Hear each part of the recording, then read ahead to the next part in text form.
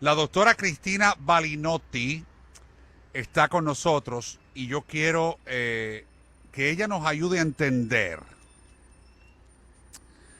todo esto que está pasando en las noticias alarmantes de estos días de la violencia doméstica. Señores, el hombre que mató a la esposa, ¿se acuerdan la noticia esa? Y creo que a varios hijos. Ayer un padre mató a su propio hijo, 44 años, tenía parece que sus problemitas viviendo con ellos, pero lo mató, lo mató. La jueza dijo, no hay bail, no hay nada. Imagínense, ese pobre señor va a pasar ahora su vejez en la cárcel. Son situaciones muy difíciles. Doctora Balinotti, yo sé que para usted el tema no es nuevo, pero ¿qué opina usted de tanta violencia doméstica, tanta cosa, tanto tiroteo, tanta pistola, tanta cosa descontrolada? What's going on? ¿Qué opina usted, doctora? Bueno, buenos días, gracias por la invitación. El tema es que estamos viviendo una época, la base cultural ya es muy violenta, porque es una época en donde los lazos humanos se están soltando, cuando tienen que estar bien apretados se están soltando. Eso favorece, esa soledad de cerebro favorece la emergencia de todo tipo de violencias, ¿verdad? Estamos viendo mucha esa violencia hostil, ¿verdad? La violencia impulsiva, pero que siempre está precedida por la ira, digamos. Ahí, la gente está con ira, está con hostilidad. Indudablemente la época nos está desilusionando, porque el corazón del humano, que es lo más importante que tenemos que preservar, es como que se está destruyendo. Y se destruye desde ya, lo dijimos siempre, en el corazón de la familia, en donde los hijos no son debidamente atendidos por los padres, a nivel emocional y a muchos otros niveles, desde ya abandonarlos, ¿verdad? Demasiado a su suerte, demasiado con los celulares, y después que esta violencia que emerge también tiene una gran repercusión en las redes sociales, ¿verdad? Es decir, que se ven en dos contextos, las redes sociales, pero también, digamos, la necesidad de los medios de poder dar estas noticias, porque bueno, es la realidad. Pero resulta que todo eso nos pone en una situación muy difícil. Y somos los padres los que tendríamos que mantener la cordura, y sin embargo la estamos perdiendo más que los adolescentes. Si los padres se están viendo como fuera de control, ¿verdad? También porque es una época... Doctor, hay una realidad. Usted empezó con eso y quiero recalcar eso. Estamos viviendo tiempos de demasiada violencia visual. Yo veo los juegos, por ejemplo, de mi hijo, el famoso Roblox, que dicen, no, que eso es bueno para los muchachos, porque no sé qué cosa, que le enseñan distintas cosas así. Pero hay mucha de la base del Roblox es el tiroteo, en la matadera, el tiroteo. Yo no sé, Juanito, si Sí, tú conoces claro. el Roblox, no sé. Entonces, mucho tiroteo, muchas cosas. Eso tiene que influenciar en algo. Eso tiene que influenciar. Pero por supuesto, porque nosotros somos seres que aprendemos a través del ejemplo, Eso. aprendemos de lo que vemos, tenemos neuronas espejos en el cerebro y copiamos lo que vemos, niños Ajá. y adultos. Entonces, tenemos esta capacidad que está puesta por la naturaleza, por Dios, para que aprendamos cosas buenas, para desarrollarnos. Pero resulta que estamos empezando a Exacto. copiar conductas muy negativas, y por eso hay que limitar estrictamente, limitar a través de, desde ya con mucho sustentado, con mucho diálogo, el tiempo en que están con esos videojuegos que no construyen, ¿verdad? Sino Exacto. que destruyen la mente del niño. Destruyen. Sí, sí, y lo ponen Estoy de violento, lo acuerdo. ponen violento. Entonces, ante un problemita en el hogar, saltan, gritan, se van, tienen conductas agresivas, porque es esa respuesta, refleja, ¿verdad? Y además de las neuronas de espejo tenemos la teoría de la mente, que es tenemos una capacidad muy profunda desde la niñez y la adolescencia para captar lo que está haciendo el otro, lo que está haciendo ese videojuego. Es decir, que lo internalizamos muy rápido, lo aprendemos muy rápido. Y Sí. tener en cuenta Y también que no, todas... Sí, es una cosa que no sabemos por dónde agarrar, ¿no? Por dónde tomarlo. para solucionarlo, pero desde el punto de vista psicológico, humanístico, digamos, podemos hablar que se empieza en la familia, ¿verdad? También en las escuelas, pero el eje principal, el contexto principal es la familia. Hay que limitar esta exposición a la violencia, porque tanto los niños como los adultos la aprendemos, nosotros mismos tenemos que limitar digamos, la exposición. Está bien ver las noticias, y estoy muy de acuerdo, pero no, digamos, saltar, imbuirnos de la noticia, estar adentro de ella, hablar todo el tiempo, porque lo que sucede es que de alguna manera nos está influyendo. Nosotros decimos, no nos influye, soy una persona grande, yo ya sé lo que... Sí influye. Pero no se influye. Sí influye, de modo que... sí. Mire, doctora, esta mañana un tiroteo aquí en el centro de trauma del Ryder, del Hospital Jackson, imagínate. Un tiroteo aquí esta mañana. Usted ve las noticias y es tiroteo, tras tiroteo, tras tiroteo. También el tema de secuestros, que es otra cosa, que aquí no se había escuchado nunca de secuestros, ahora secuestros. Aquí en la Flagler, un secuestro de 3 personas. Algunos dicen, mira, parece que estamos viviendo películas de terror con lo que estamos viendo aquí. Son cosas que uno dice, bueno, ¿qué es esto? Claro, entonces, mucha... ¿qué pasa? Sí, hay mucha emergencia de violencia instrumental, es decir, voy a hacer, agresión instrumental, esa agresión que yo planeo algo nada más que para lograr un objetivo, obtener plata. Entonces yo paso, soy violento, agresivo, con alguien, digamos que, ante un secuestro a alguien para obtener dinero.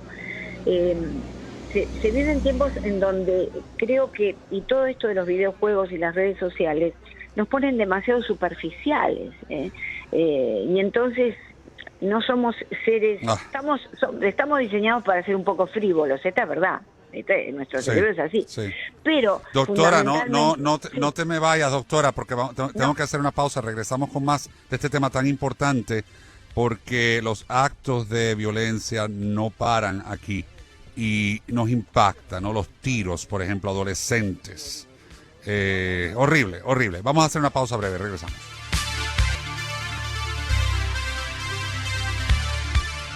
Señores, estamos hablando claro.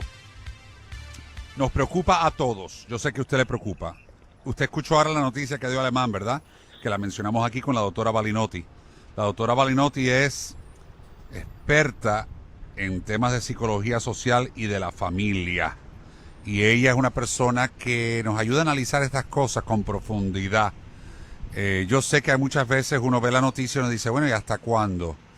Doctora, yo no sé si es que tenemos más acceso a los medios, más acceso a la información o simplemente es un aumento, pero yo le pregunto a todos los políticos que vienen aquí y a los expertos de la policía, de todas las ciudades, todos te dicen el crimen está disminuyendo y eso no es lo que estoy viendo yo. Yo estoy viendo otra realidad. Esto se parece un poco al gobierno decirnos que la inflación está bajando y cada día que uno va al supermercado uno dice, ¿pero dónde? Porque a mí me está costando más venir aquí. O sea, ¿cuál es la realidad y cuál es la percepción, no, doctora? Claro, bueno, necesitamos bastantes estadísticas en torno a esto, porque lo cierto es que la violencia social existió siempre, pero antes existía mucho más en el campo de la psicología y ahora vemos que está en el campo de lo psicosocial, de los fenómenos sociales. Hay más bullying, hay más problemas en las universidades, hay mucha agresión. De modo que sí, puede ser que haya un incremento, una sensación de que la violencia es mayor de lo que es a través de observar constantemente las noticias, porque es una caja de resonancia. Sin embargo, si nosotros pensamos en lo que era, por ejemplo, Miami 20 años atrás, y no había cero crimen, ¿verdad? Es decir, esto se está incrementando porque estamos rompiendo los lazos humanos. Y tenemos que tener cuidado porque hay una frase muy importante de la película Apocalipto que dice, ninguna civilización se destruye de afuera, sino de adentro. Es decir, no hay ningún enemigo externo, somos nosotros mismos que estamos creando las condiciones para una especie de destrucción o de autodestrucción. En donde, sí, evidentemente... Aparte, doctora, hay otra cosa.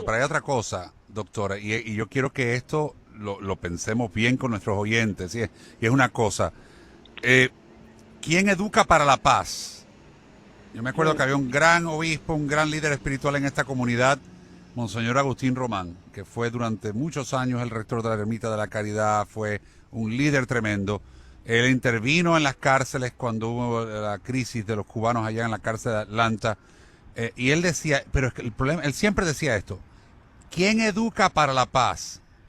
O sea, mandamos a los muchachos al ejército para entrenarse para la guerra, pero ¿quién educa para la paz? Hoy día hemos perdido la capacidad, doctora, de hacer protestas pacíficas. Usted se da cuenta con todo esto de la guerra de Israel, como estos muchachos que salen a protestar a favor de Palestina muchas veces, ¿no? Como hemos visto en las universidades, actúan con violencia hacia el pueblo judío. El antisemitismo se ha vuelto no solamente una expresión verbal, no solamente pintar un swastika o una cosa fea, ¿no? Decir algo feo. Se ha vuelto violenta la protesta. O sea, hemos perdido la capacidad. Si, por ejemplo, el 6 de enero, si aquellos que estaban a favor del presidente Trump y en contra del resultado de la elección hubieran protestado pacíficamente, sin romper ventanas, sin hacer, hubieran logrado más que lo que lograron. Y hubieran, yo pienso, pacíficamente hubieran expresado al mundo entero su falta de satisfacción con los resultados, su falta de satisfacción con el proceso político. Pero al usar la violencia perdieron toda su credibilidad. Y ese es el problema, que la gente no se da cuenta. ¿Quién educa para la paz? ¿Quién educa para hacer una protesta pacífica sin tener que recurrir a la violencia? Bueno, yo en uno de mis libros pongo justamente que tenemos que enseñarle a nuestros hijos la rebeldía en la paz. Vale decir, porque esto de la paz es algo que está como demasiado degradado, como que no se le da importancia, y la realidad es que vemos que los mismos padres son los violentos, los que incitan a las peleas a los hijos, a que devuelvan las agresiones. Entonces, hasta que no cambiemos esto, que en el interior de la familia es donde tenemos que enseñar toda la disciplina de la paz, que es algo realmente, no es simple, es complejo, y solamente lo podemos enseñar con el ejemplo, ¿verdad? Porque tenemos en contra de nosotros también el cerebro va a ir siempre, por una cuestión evolutiva, siempre va a pensar en lo negativo, se va a pegar a las experiencias en negativas, y entonces hay que luchar contra eso desde la familia, y es una lucha en la paz. ¿Cómo es la lucha en la paz? A través del diálogo, a través de los ejemplos, ejemplos de paz. That's right. Entonces, si no usamos esto, ahora las palabras se usan solo para agredir, son herramientas de agresión, y dentro del hogar también. Entonces, ahí es donde tenemos que trabajar muchísimo. Es la única manera. Definitivamente. Definitivamente, porque no tenemos otra herramienta. Está tan cerca nuestro que no lo vemos, porque es una familia por vez. Tenemos que empezar en la familia, intentándolo. Yo no digo que seamos perfectos y que no tengamos un momento en que nos sentimos heridos por algo y que por ahí levantamos la voz. Estoy hablando de que en bases regulares, todos los días, hay mayor experiencia de ejemplos positivos. Por ejemplo, ¿cómo enseñamos la paz? Mamá y papá que se agarran de la mano mientras ven televisión, una caricia entre ellos. Estamos viendo, mamá y papá que no discuten, y que los hijos cuando vienen grandes saben que si quieren discutir algo no van a hacerlo delante de ellos, porque entonces eso es una cosa que escala, y saben, y eso es un respeto, y los hijos dicen, qué bien, mamá y papá se van al auto a pelear, qué sé yo, o salen juntos a tomar un café y solucionar ese problema. También solucionarlo desde la palabra, desde el acuerdo. Se han perdido los acuerdos. Se ha perdido el respeto. El amor que es tan importante. Pero el amor es la única fuerza, el amor sacado de las telenovelas, ¿verdad? El amor es la única fuerza, y es una fuerza que mueve el universo. Hay estudios de la física cuántica que indican esto, ¿verdad? Que, por ejemplo, que contiene unido al universo sin destruirse, es esa fuerza radical, fundamental, que es una fuerza de amor, y que está en nosotros y la podemos usar. Lo que pasa es que es más fácil explotar, es más fácil insultar. En total me liberé, ya Exacto. está, y sigo con mi día. Pero ¿y qué dejamos? Ya. ¿Cuál es la semilla que plantamos en ese hogar? Entonces, después no nos podemos quejar. Los padres se quejan, muchos de los hijos, me salió mal, pero mirá, con todo lo que yo le doy, sí, a lo mejor uno le dará cosas materiales, pero eso no importa tanto como todo este bagaje humano, las enseñanzas humanas, ¿verdad?